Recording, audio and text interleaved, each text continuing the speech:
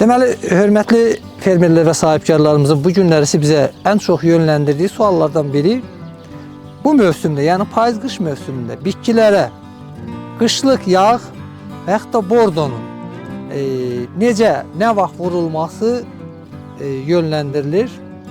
Məlum olduğu kimi Azərbaycanda əksəriyyətlə bağlarımızda gətirilən sortlar hamısı introduksiya olmuş sortlardır. Bu sortların özləri ilə bərabər həmişə qeyd etdiyimiz kimi müəyyən xəstəliklər və zərərvericilər də gəlir.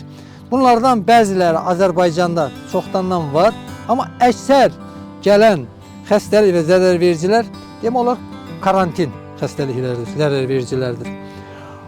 Bu məsələləri qabaqcadan qarşısını almaqdan ötürü bitkilərə nisbi sükunət dövründə, yəni yarpaqlar töküldükdən sonra ardıcıl olaraq qulluq işlərinin aparılması çox vacibdir. Birinci, yarpaqlar tökülməmişdən qabaq bordo mayesinin çilənməsi tövsiyə olunur. İkinci, yarpaqlar töküldükdən sonra bitkilərə el arasında deyilən qışlıq yağ deyilən preparatlardan tətbiq olunması vacibdir. Bu preparatın vurulması üçün digər əməliyyatlarda olduğu kimi temperatur amili mütləq şəkildə nəzərə alınmalıdır. Bəzi yoldaşlar YouTube'da, orada burada danışırlar ki, temperaturun heç bir fərqi yoxdur. Yəni müsbət 2-3 dərəcə temperaturda da vurmaq olar, amma bu yanlış məlumatdır. Bax, o qışlıq yağların vurulması üçün havada temperatur ən azı müsbət 15-16 dərəcə olmalıdır ki, tətbiq olunan dərman bitki tərəfindən müəyyən müddətdə mənimsənilə bilsin.